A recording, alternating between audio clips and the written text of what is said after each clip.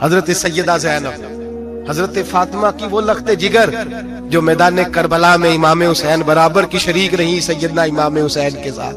یحییٰ بن معین کہتے ہیں میں 15 سال تک حضرت زینب کا پڑوسی رہا ہوں۔ 15 سال گھر برابر ہوتا ہے نا، بندہ بی بی دیکھ ہی لیتا ہے۔ وہ بی بی کبھی پردہ ڈال کے جا رہی ہے دوائی لینے، کبھی نظر آ ہی جاتی ہے۔ کہتے ہیں 15 سال میں سیدہ فاطمہ کی بیٹی کا پڑوسی رہا ہوں، میں نے کبھی برقعے میں چھپی ہوئی زینب بھی نہیں دیکھی، برقعے میں چھپی ہوئی زینب بھی کبھی نہیں دیکھی۔ حضرت عبداللہ بن جعفر طیار جناب علی المرتضیٰ کے بھائی تھے، ان کے بیٹے کے ساتھ ان کا نکاح ہوا تھا، بیمار ہو گئی تو حضرت عبداللہ کہنے لگے زینب چل تجھے حکیم کے پاس لے جاؤں، طبیب کے پاس لے جاؤں۔ تو حضرت زینب کہنے لگی آپ جائیے میرا حال بتا کے دوائی لے آئیے۔ تو حضرت عبداللہ جعفر طیار کہنے لگے شریعت میں گنجائش ہے ڈاکٹر کے پاس جانے، حکیم کے پاس جانے کی گنجائش ہے تو چلتی کیوں نہیں؟ تو حضرت زینب کہنے لگی شریعت میں گنجائش تو ہے پر عبداللہ میری مجبوری یہ ہے کہ میں فاطمہ کی بیٹی ہوں۔ شریعت میں گنجائش تو ہے پر میری مجبوری یہ ہے کہ میں حسین کی بہن ہوں۔ شریعت میں گنجائش ہے پر میں حسن کی بہن ہوں۔ شریعت میں بڑی گنجائش ہے پر لوگ مجھے محمد عربی کی نواسی کہتے ہیں۔ گنجائش تو ہے پر میں نہیں نہ نکل سکتی، اس لیے کہ جتنا کوئی اپنے آپ کو دین کے قریب جانتا ہے اتنا اس کے پیروں میں شریعت کی زنجیریں زیادہ ہوتی ہیں۔ تو جناب سیدنا عبداللہ کہنے لگے اگر تو پردہ کر گئی، اگر تو چلی گئی، تو فرمانے لگے یہ تو اللہ کی مشیت ہے، تو دوائی لا دے تاکہ میں کھا لوں، اور اگر میں چلی گئی تو میں اپنی ماں سے جا کے کہوں گی کہ اماں ساری تکلیفیں میں نے چھاتی پہ برداشت کی ہیں پر میں نے تیرے پردے پر آنچ نہیں آنے دی۔ میرے بھائی یہ اسوہ نور ہے، یہ اسوہ حسنہ ہے، یہ ہمیں سکھایا جا رہا ہے۔ میرے حبیب کریم کی بیویوں کا یہ حال تھا، بیویوں کا اپنے گھر کے آنگن میں حضرت عائشہ صدیقہ، حضرت سودا جناب حفصہ اپنے سین میں جب بیٹھتی تھی نا تو دیوار کی طرف منہ کر کے بیٹھتی تھی، دیوار کے ساتھ لگ کے دیوار کی طرف۔ بیبیاں اپنے گھر کے اندر بھی دیوار کی جانب منہ کر کے بیٹھتی تھی۔ لوگ پوچھتی، بیبیاں پوچھتی کہ اپنے گھر میں بھی دیوار کو منہ کرنے کا مطلب؟ کہتی ہو سکتا ہے کوئی چھت پہ چڑھے اچانک نظر پڑے تو ہم چاہتی ہیں پھر بھی ہمارا چہرہ نظر نہ آئے اسے، پھر بھی ہمارا چہرہ نظر، ہم اپنے گھر کے اندر بھی پابند رہتی ہیں۔ میرے حبیب نے فرمایا جتنی گھر کے اندر رہو گی دنیا تو دنیا رہی، اللہ کی نظر میں تمہاری قیمت بڑھ جائے گی، رب کریم کی نگاہ میں تمہارا وقار بڑھ جائے گا، اللہ کی نظر میں تمہاری عظمت بڑھ جائے گی۔ اور جب عورت نکلتی ہے، جب وہ گھر سے نکلتی ہے، میرے حبیب کریم علیہ السلام نے فرمایا عورت چھپانے کی چیز ہے، چھپانے کی چیز ہے، چھپانے کی یہ قیمتی ہے، یہ خزانہ ہے، اسے چھپا کے رکھو۔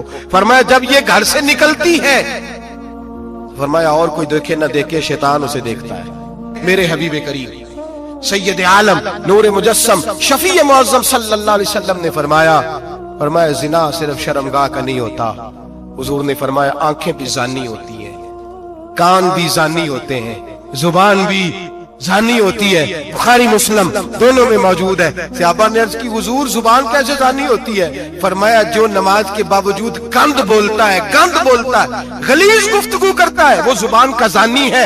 اور فرمایا جو روز گند دیکھتا ہے وہ جتنی مرضی تہجدیں پڑھے وہ آنکھ کا زانی ہے، اور جو گندی باتوں میں لذت محسوس کر کے سنتا ہے وہ جتنا مرضی روز اٹھ کے مسجد میں جھاڑو دے وہ کانوں کا زانی ہے۔ میرے نبی نے فرمایا آنکھ کا زنا بھی چھوڑ دو، کان کا زنا بھی، بولیے کان کا زنا بھی، زبان کا زنا بھی۔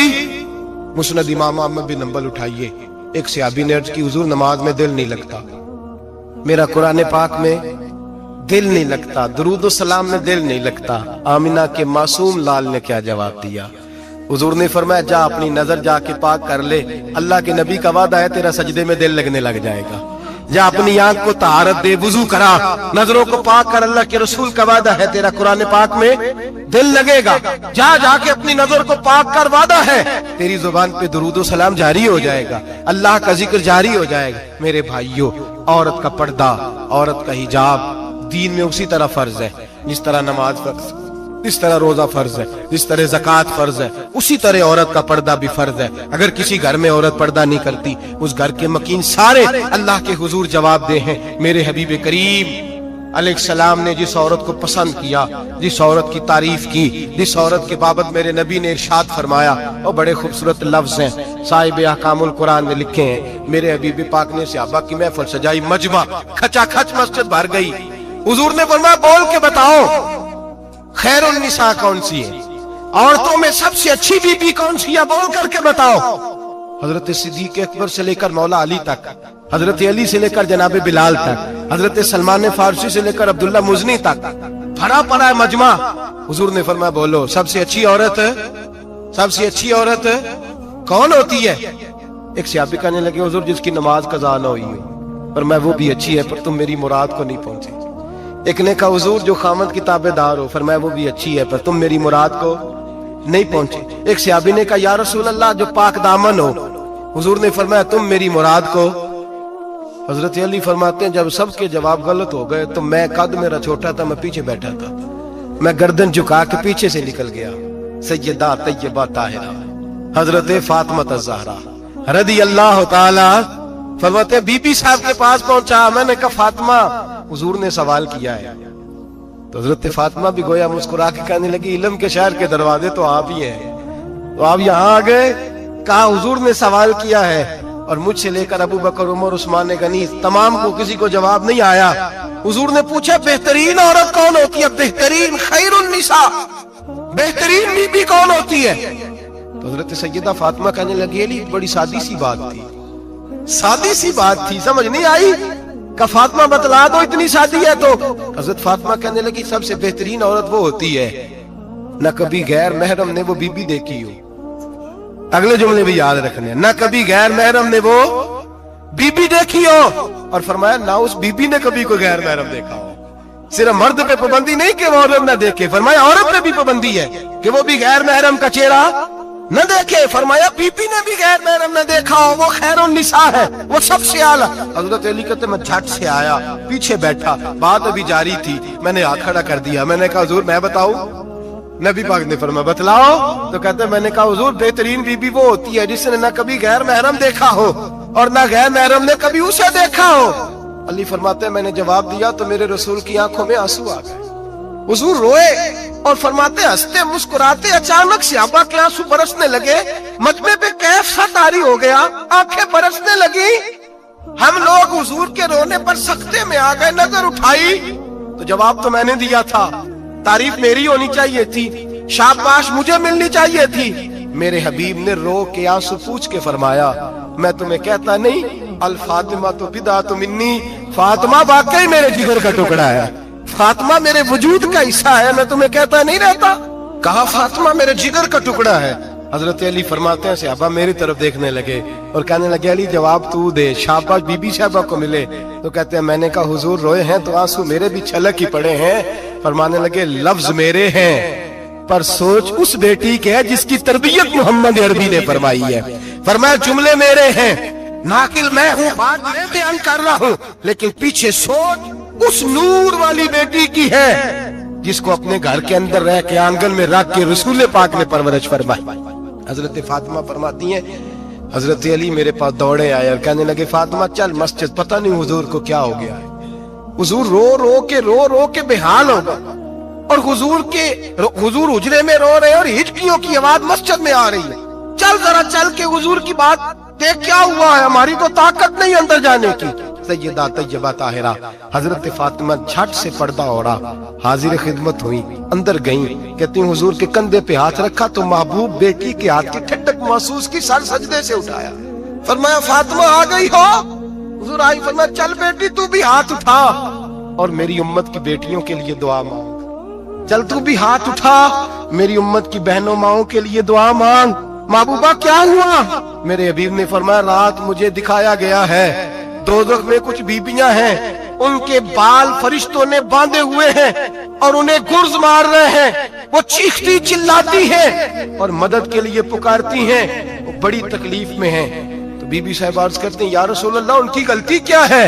तो मेरे नबी ने फरमाया वो बारीक दुपट्टा ओढ़ती थी, वो बारीक दुपट्टा ओढ़ती थी, उनके बाल चमकते थे, गैर महरमों की नजर पड़ती थी, उन्हें दोज़ख में सजा मिलेगी, वो चिल्लाएंगी चीखेंगी, उनकी मदद को कोई नहीं पहुंचेगा। चल तू हाथ उठा दुआ मांग। हजरत फातिमा उम्मत को पैगाम देती हैं पर्दा ओढ़ लो, हिजाब में आ जाओ, अपने आप को रसूलुल्लाह की बारगाह में झुका दो। मेरे भाई آج دن ب دن جیسے جیسے لوگ کہتے ہیں ڈگریاں بڑھ گئیں، لیکن اس کے ساتھ ساتھ بیویوں کا حجاب اتر گیا، سڑکیں بھی بھر گئیں میرے بھائی، ہر محکمے میں عورتیں بیٹھ گئیں، ہر جگہ بیویاں آ گئیں، بینک میں عورتیں آ گئیں، پلازوں میں عورتیں آ گئیں، دفاتر میں عورتیں آ گئیں، جگہ جگہ گناہ کے یہ اڈے قائم ہو گئے۔ حبیب کریم سید عالم نور مجسم شفیع معظم صلی اللہ تعالی علیہ وسلم نے فرمایا جب بی گھر سے نکلتی ہے شیطان اسے تاڑتا ہے، وسوسہ اندوزی کرتا ہے، عورت نازک ہوتی ہے، عقل کی عادی ہوتی ہے،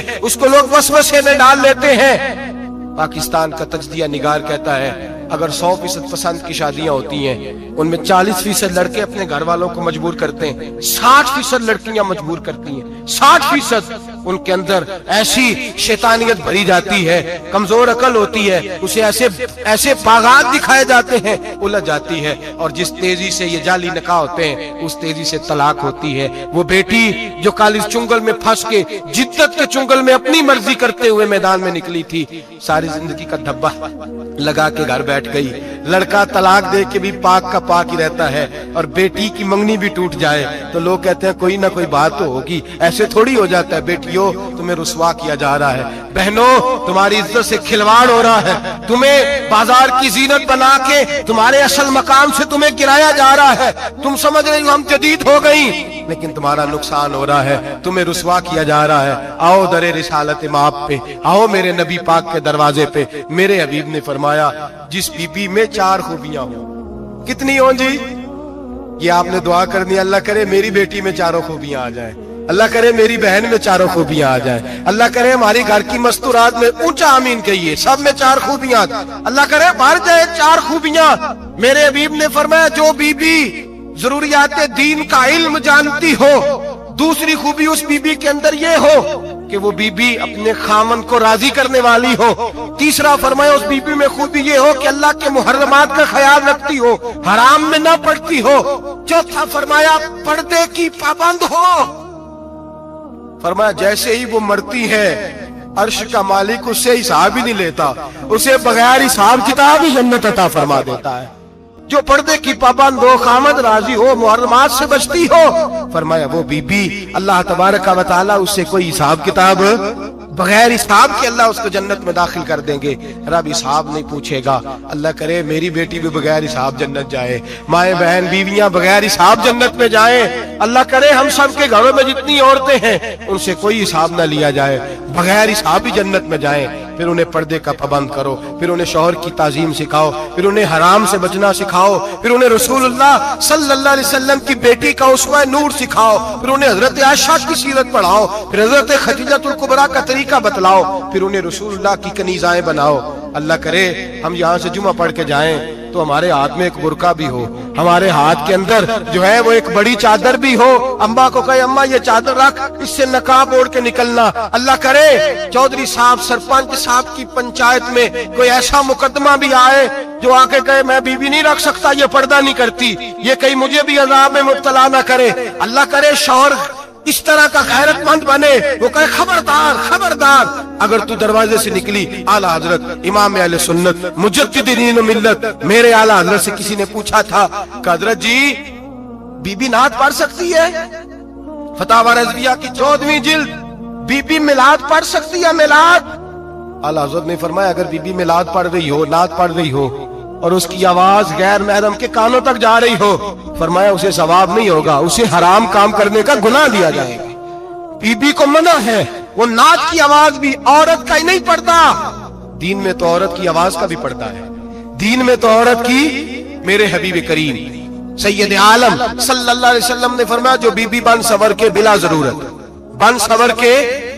ضرورت بازار جائے، نبی پاک علیہ السلام نے فرمایا ایک قدم وہ اٹھائے گی تو اس پر اللہ کی لعنت برسے گی، فرشتوں کی لعنت برسے گی، زمین والے لعنت برسائیں گے، آسمان والے لعنت برسائیں گے۔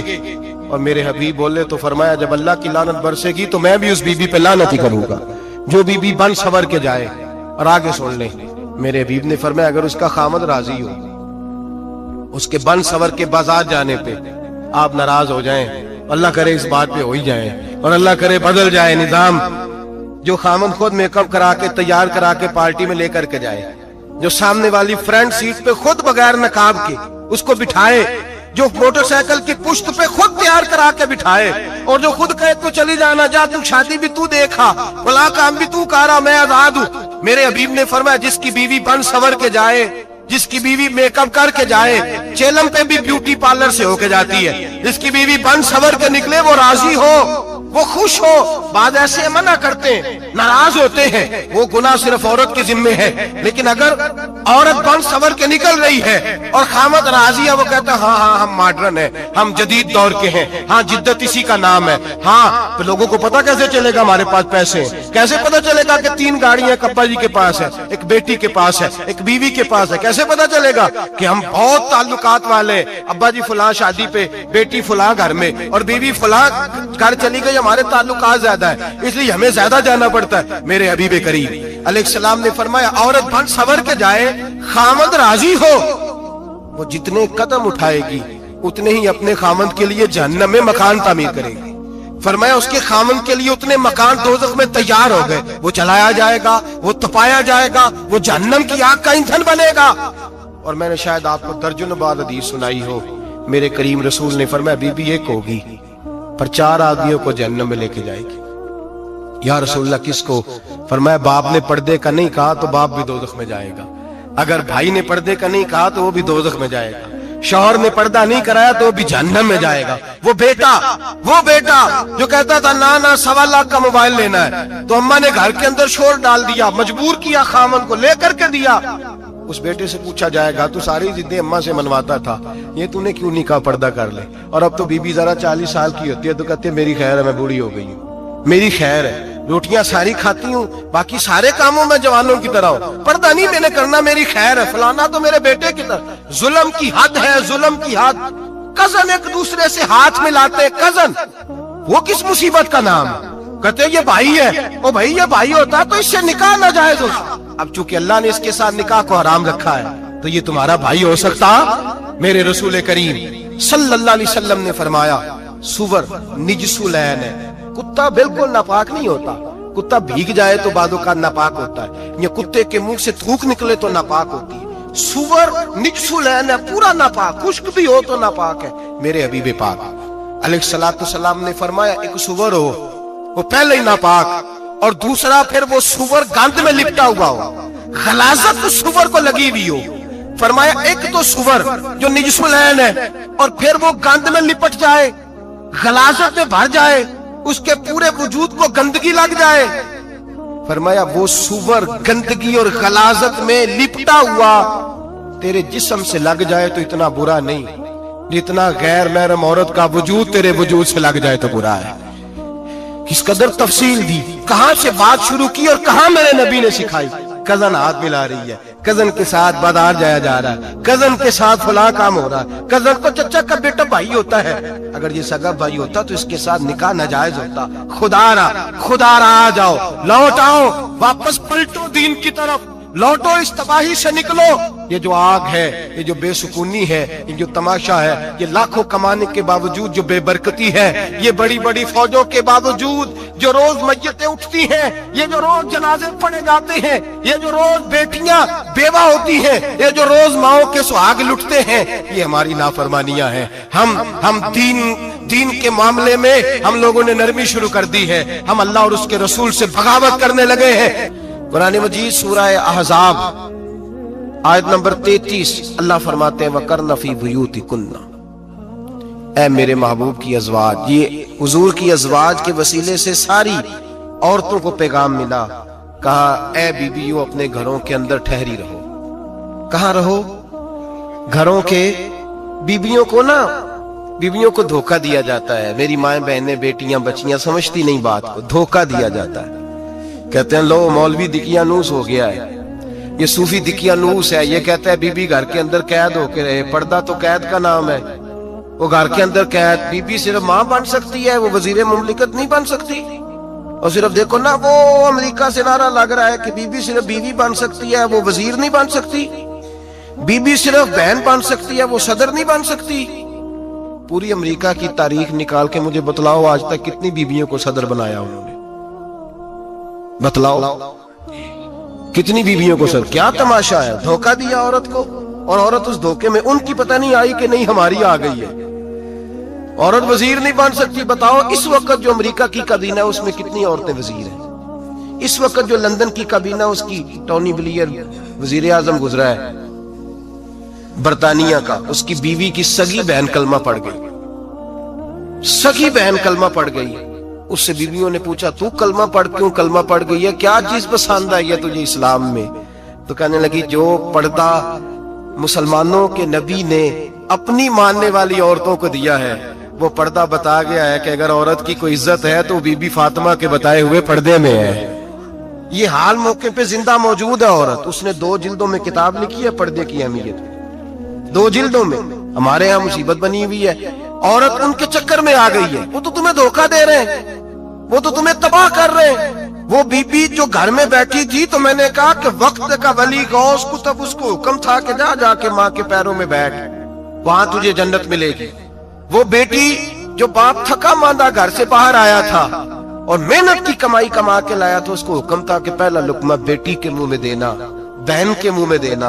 اور وہ خاوند جس کو حکم دیا گیا تھا کہ تو باہر سے تھک کے آیا ہے, چور ہو کے آیا ہے, اگر گھر میں تیری بیوی پھر بھی کوئی رویہ غلط کرے تو مدینے کے حبیب نے کتنا نرمی دی بیویوں کے حق میں. فرمایا یہ عورت ٹیڑھی لکڑی ہے, اسے اللہ نے عقل ہی تھوڑی دی ہوتی ہے, اگر کبھی بگڑ جائے تو نرمی کا مظاہرہ کر, ٹیڑھی کے ساتھ ہی گزارا کر, اللہ تجھے اجر عظیم عطا فرمائے گا.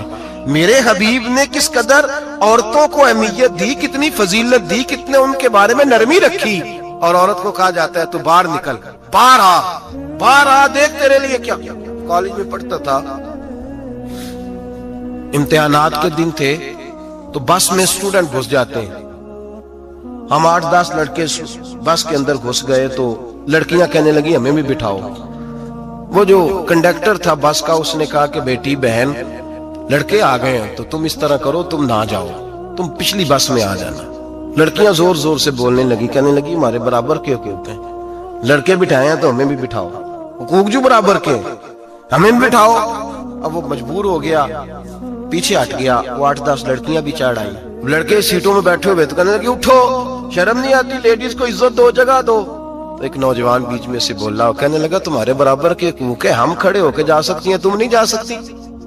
برابر کے حقوق ہیں تو جبر بھی برابر کا برداشت کرو. چپ کر گئی. کہنے لگے آج کے بعد یہ نہ کہنا برابر کے حقوق ہے, آج کے بعد یہ کہنا کہ عورتوں کی عزت کے حقوق ہے. برابر کے حقوق مانگنے میں اس کی کمزوری ہے. عزت کے حقوق, بینک میں بیویاں بل جمع کرانے آتی ہیں تو انہیں عزت کا حق ملتا ہے, عزت کا. وہ کلرک صاحب جو پتہ نہیں کس طرح کسی سے بولتے ہیں وہ بھی بیویوں کا بل پہلے جمع کرتے ہیں.